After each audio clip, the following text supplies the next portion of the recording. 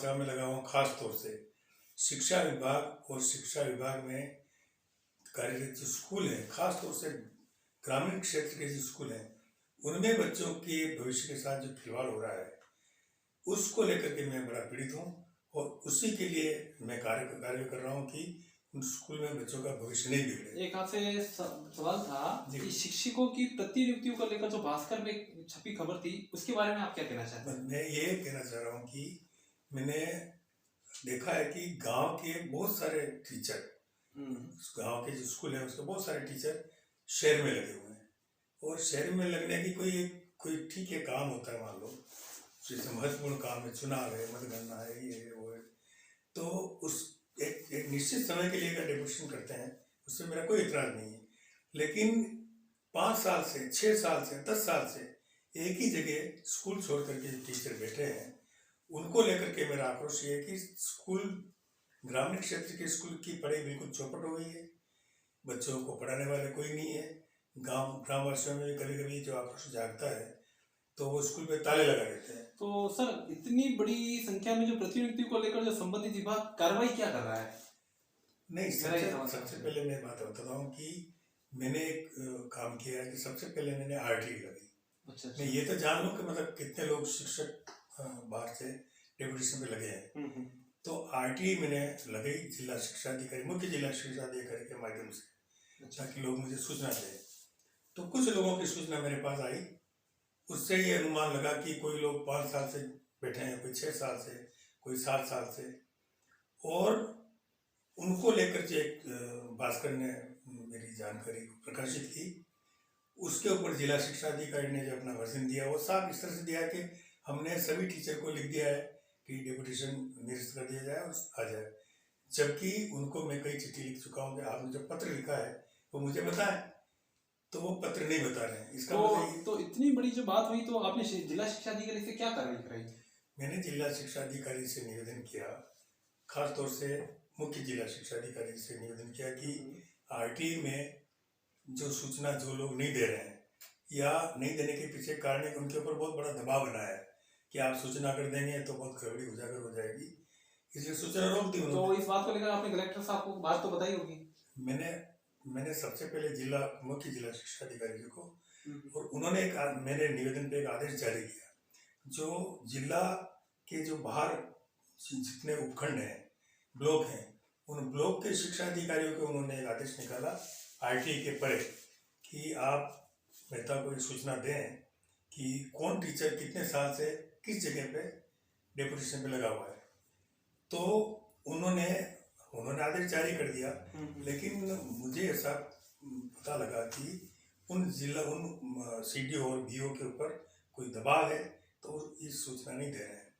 मैंने इसके लिए कलेक्टर साहब को भी सूचित किया। कलेक्टर साहब इस मामले को लेकर, मेरे पत्र को लेकर के बहुत सहानुभूतिपूर्ण विचार करते हैं और वो आदेश भी जारी करते हैं मेरे पत्र के ऊपर, लेकिन ये जिला शिक्षा अधिकारी, संयुक्त निदेशक, तो सर एक मिनट आपकी बात काटना चाहूंगा कि शिक्षा विभाग के जो सबसे बड़े कार्यालय जो निदेशक बीकानेर में है, तो वहां पर आपने क्या करा? नहीं, बीकानेर की बात मैं बाद में बताऊँ आपको, पहले आप यहाँ के अधिकारी की बात सुन लें कि कलेक्टर साहब अगर मान लो उनको कोई लेटर लिखते हैं कोई शांतिलाल मेहता के इस पत्र के ऊपर कार्रवाई की जाए, तो यहाँ के जिला शिक्षा अधिकारी उस पत्र के ऊपर कोई ध्यान नहीं देते।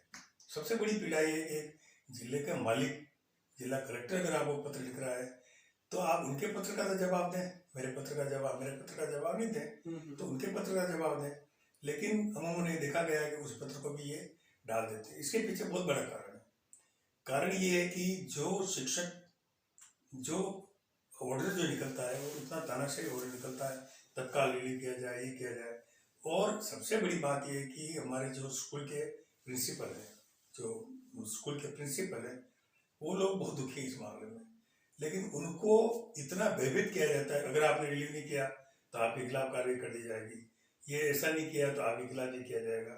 अब वो अंदरूनी रूप से बहुत दुखी हैं और कई प्रिंसिपल मुझसे मिले हैं, मेरे पास बात करते हैं इस शर्त तो आपसे जो इस शर्त पे कि आप मेरी बात को गोपनीय रखेंगे। अब अगर किसी प्रिंसिपल ने चिट्ठी लिख दी कि साहब मेरे यहाँ से इस टीचर को हटा दिया है, परीक्षा का नुकसान हो रहा है, स्कूलों का नुकसान हो रहा है, तो उस प्रिंसिपल को बेचारे वो दबाते हैं। तो प्रिंसिपल में दो तरह की बात हो गई। कुछ तो ऐसे हैं जो इस मामले में बोलते ही नहीं, डरते हैं, और कुछ ऐसे हैं जो हिम्मतवर हैं तो उनके खिलाफ कार्रवाई का डर रहता है। ये जिला शिक्षा अधिकारी की बात बता रहा हूँ। उसके ऊपर होते हैं हमारे संयुक्त निदेशक। संयुक्त निदेशक के कार्यालय में भी कोई कार्रवाई होती नहीं है। संयुक्त निदेशक बीकानेर नहीं, उदयपुर। जी जी जी। तो कलेक्टर साहब की तरफ से कोई ऐसी बात नहीं है, वो काफ़ी सहयोग करते हैं और मेरी बात को सुनते हैं। लेकिन यहाँ के जिला शिक्षा अधिकारी उन प्रिंसिपलों के ऊपर दबाव बना रहे हैं कि आप शांतिलाल मेहता को कोई सूचना नहीं दें। मुझे तो यहाँ तक गोपनीय सूचना मिली है कि कुछ टीचर जो यहाँ डेपुटेशन में लगे हैं वो यहाँ पे व्यापार कर रहे हैं, कोचिंग कराते हैं, प्रॉपर्टी का धंधा करते हैं, पैसा कमाते हैं। और ये यहाँ तक बात मिली है, नाम तो नहीं बता सकते जी जी, लेकिन यहाँ तक बात मिली है कि वो यहाँ डेपुटेशन भी पैसे देके कराते हैं। ये बहुत बहुत गहरी बात है। और अब ये कह सकते हैं कि साहब इसे सबूत क्या है, कोई सबूत नहीं है, लेकिन सूचना प्रमाणित मेरे पास है, मैं नाम नहीं बता सकता किसी को। लेकिन फिर भी सर आपने जो आरटीए से जो अपनी सूचना जो मांगी, उन सूचनाओं से आप क्या संतुष्ट हैं? नहीं, सूचना से संतुष्ट इसलिए नहीं हूँ कि मैं एक उदाहरण बताता हूँ। मैंने किसी स्कूल से ये सूचना मांगी कि आपके यहाँ कितने शिक्षक कितने समय तक के लिए बाहर डेपुटेशन पर रहे, तो उनको जवाब देना चाहिए ना, ये टीचर है और इतने टाइम तक रहे। उन्होंने उनको जो सिखाया गया, उनको सिखाया गया, एक दो जन ने ऐसा गोलमाल जवाब दिया कि ये जनगणना, चुनाव, आपदा प्रबंधन, कार्य व्यवस्था, अमृत महोत्सव के अलावा कहीं प्रतिनिधित्व पर नहीं रहे। ये कोई जवाब नहीं है। मैं उनको डेपुटेशन में रहे जवाब पूछ रहा हूँ। मैंने उनको ये थोड़ी पूछा कि आप इनके अलावा नहीं है तो आप, मैंने थोड़ी पूछा कि आप किसी घर के साहब का काम कर रहे हैं या उनके घर के बच्चों को पढ़ा रहे हैं या उनके लिए सब्जी ला रहे हैं या उनके डॉगी को बाहर घुमाने ले जा रहे हैं। ये ऐसा गलत उत्तर देना, इसके पीछे बहुत बड़ा षड्यंत्र है। पर सर अभी जैसे जब स्कूल में शिक्षक ही नहीं तो परीक्षा परिणाम तो कम रहना ही है, फिर निदेशक का आदेश कैसे लागू होता है? ये बात, शिक्षा निदेशक हमारे बीकानेर हैं, इन्होंने एक आदेश जारी किया, मेरे पास उसकी कॉपी भी है। उन्होंने आदेश जारी किया, ये मैंने रखा है।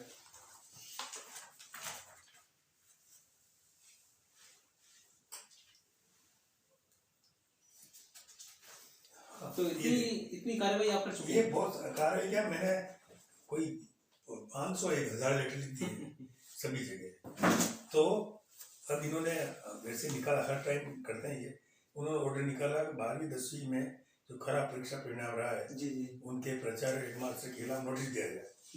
तो ऐसा उन्होंने टोटल निकाला है 1932 लोगों के लिए, है ना, जिसमें 982 व्याख्याता है, 821 हेडमास्टर हैं और 129 प्रिंसिपल। अच्छा। अब मैंने इनको एक चिट्ठी लिखी, मैंने कहा सर एक बात बताइए कि जब स्कूल में टीचर ही नहीं है, हिंदी पढ़ाने वाला नहीं है, साल भर तक कोई गणित पढ़ाने वाला टीचर नहीं है, साल भर तक कोई इंग्लिश पढ़ाने वाला टीचर नहीं है, तो उसके स्कूल का परीक्षा परिणाम कैसे ठीक रह सकता है?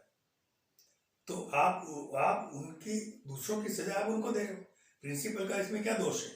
तो प्रिंसिपल के नोटिस देने के अलावा तो जिम्मेदार आप हो। मैंने अब साफ लिखा उनको, मैंने कहा नोटिस तो आपको मिलना चाहिए, क्योंकि चूंकि गलती आपकी है कि ये डेपुटेशन वालों को आप हटा नहीं पा रहे हैं, खाली एक आदेश जारी कर देते हैं कभी और बात स्थिति हो जाती है। तो सीधा इसके अलावा भी उदयपुर में आप देखिए, उदयपुर में भी 35 प्राचार्य, 28 हेडमास्टर और इंचार्ज को शामिल किया। तो मैंने यहाँ के जिला शिक्षा अधिकारी को पत्र लिखा कि इन 35 इनका मेरे को लिस्ट उपलब्ध करा। ये लिस्ट मुझे उपलब्ध नहीं करा रहे हैं। इसके पीछे तो लिस्ट अभी तक उपलब्ध नहीं है। इसके पीछे जो मेरे को जानकारी मिली वो ये है कि जिन टीचर के खिलाफ उनको कार्रवाई करनी है उसमें कुछ प्रिंसिपल ऐसे प्रभावी हैं, उनको नाम हटाना है। अगर ये मुझे सूचना मिल जाती है तो मैं सारा दर्पण से मिलान कर सकता हूँ, लेकिन कम से कम 10 पत्र लिख दिए मैंने और कलेक्टर के थ्रू भी पत्र लिखे मैंने, लेकिन यहाँ के जिला शिक्षा अधिकारी जी उसका जवाब नहीं दे रहे। तो सर आप ऐसे प्रकरण को लेकर जिला कलेक्टर उदयपुर से कार्रवाई क्यों नहीं करते? मैंने जिला कलेक्टर से कार्रवाई की है और यहाँ जो चुनाव विभाग खास तौर से लगते हैं चुनाव विभाग में, तो चुनाव विभाग के जो अधिकारी हैं उनको भी मैंने पत्र लिखा, और उनको मैंने लिखा कि पिछले 10 साल का आप हमको रिकॉर्ड दें कि कौन कौन टीचर कितने कितने टाइम तक आप यहाँ रहा। तो उन्होंने मैंने पैसे जमा करा करके सूचना ली। जी जी। उन्होंने उसमें ही बताया कि हमने तो 2019 तक का रिकॉर्ड को ही हमने खारिज कर दिया है। अच्छा। खत्म कर दिया। तो मैंने उनको लिखा कि अगर आपने खत्म कर दिया तो उसके कार्य बताएं। और उसमें मेरे को जो सूचना दी उसमें लिख दिया कि हम पत्र आपको संलग्न कर रहे हैं। ये किसमें लिखा आपको? यहाँ के जो उप जिला चुनाव अधिकारी हैं, अच्छा अच्छा। जो उनके प्रभारी हैं एडीएम। अच्छा। एडीएम में लिखा प्रशासन ने जी जी। लिखा कि खारिज कर दिया हमने। तो खारिज कर दिया था, आप उसका तो मेरे को विवरण तो दें कि आपने खारिज कर दिया तो कौन कौन कमेटी किसकी कमेटी बनाई। और चूंकि मैं ट्रेनर रहा हूँ, मैं जानता हूँ कि मतलब नियम क्या होता है। हर चीज की एक अवधि होती है, किस टाइम तक कितने रिकॉर्ड रखा जाता है। तो मैंने उनको तो एकदम साफ लिखा है कि JFNR के भाग 1 के पृष्ठ संख्या इतने के अनुसार आप मुझे विवरण उपलब्ध कराएं। वो नहीं दे रहे हैं। इसका कारण बिल्कुल स्पष्ट है कि इन सूचनाओं को छिपा जाते हैं। और स्कूल में जो फिर मैं आया एक बात और कहना चाहता हूँ कि एक आदेश डायरेक्टर से ऐसा निकला कि महात्मा गांधी स्कूल जो चलते हैं अंग्रेजी मीडियम के, उनके स्कूल के टीचर को डेप्यूटेशन पे नहीं लगाया जाए। तो क्या हुआ, अंग्रेजी को प्रोत्साहन देगा, नंबर 1। दूसरी बात है, गांव में बच्चों में पढ़ाई नहीं होती है, स्कूल जाते हैं बच्चे, खेल के वापस आ जाते हैं। तो वो बच्चे पढ़े लिखे बच्चों के बजाय बेरोजगार युवक निकल रहे हैं। सीधा तो उनके मन में ये आक्रोश। अब क्या होता है, अब यहाँ एक चीज होती है कि अभिभावक या तो बच्चे को पढ़ी छोड़ा घर पे बैठा दे, या कोई सक्षम है तो वो प्राइवेट स्कूल में उस बच्चों को ले जाए। तो मेरे दिमाग में बहुत बड़ी जो आशंका है, इन बच्चों के साथ में खिलवाड़ करने की जो आशंका है वो 2 तरह की है। नंबर 1 ये है कि इंग्लिश मीडियम स्कूल में बच्चों की संख्या बढ़े या प्राइवेट स्कूल में संख्या बढ़े और सरकारी स्कूल बर्बाद हो जाए। मैं कह सकता हूँ, मुझे लग रहा है कि ये इसके पीछे कोई बहुत बड़ा षड्यंत्र है और ये षड्यंत्र खुलकर के सामने आएगा। और सीधी सी बात है सर, बच्चों के भविष्य को लेकर खिलवाड़ किया जा रहा है आज। बिल्कुल बच्चों के भविष्य का खिलवाड़ नहीं, बच्चों के भविष्य को जानबूझ करके अंधकार में धकेलने का प्रयास किया जा रहा है। क्योंकि यहाँ पे बिल्कुल उसको अंधकारमय बनाने की कोशिश की जा रही है। और अभी भी मैं चाहता हूँ, मैं तो जिला प्रशासन से और निवेदन करूँगा कि जिला शिक्षा अधिकारी जी को क्या एतराज है यदि मुझे ये सूचना उपलब्ध करा दें कि भाई हर स्कूल में आदेश जारी हो जाए कि ये सूचना आप मंगा लो, आप मंगा के कलेक्ट करके मुझे दे दो। तो कम से कम मुझे नहीं चाहिए, लेकिन एक जिला कलेक्टर तो ये देख सके कि वास्तव में कितना गड़बड़ हो रहा है। शिक्षा मंत्री जी को भी मैंने इस मामले लेकर पत्र लिखा, तो भी मुझे निराशा रही, उन्होंने कोई कार्रवाई नहीं की। वो ठीक है, नहीं की तो कोई बात नहीं, लेकिन मुझे तो इस बात का दुख हुआ कि मैंने उनसे शिकायत की और उन्होंने केवल 1.5 लाइन में एक जवाब भेजा मेरे को कि आपका पत्र मिला, आपका पत्र मिला, आपने जो सुझाव दिया उसके ऊपर ध्यान दिया जाएगा। अब वो शिकायत और सुझाव को अंतर नहीं कर पा रहे हैं तो ठीक है, वो बड़े आदमी है, शिक्षा मंत्री है, उनको हम कुछ कह नहीं सकते, लेकिन मुझे पीड़ा है कि सुझाव और शिकायत का अंतर तो कम से कम शिक्षा मंत्री को समझना चाहिए।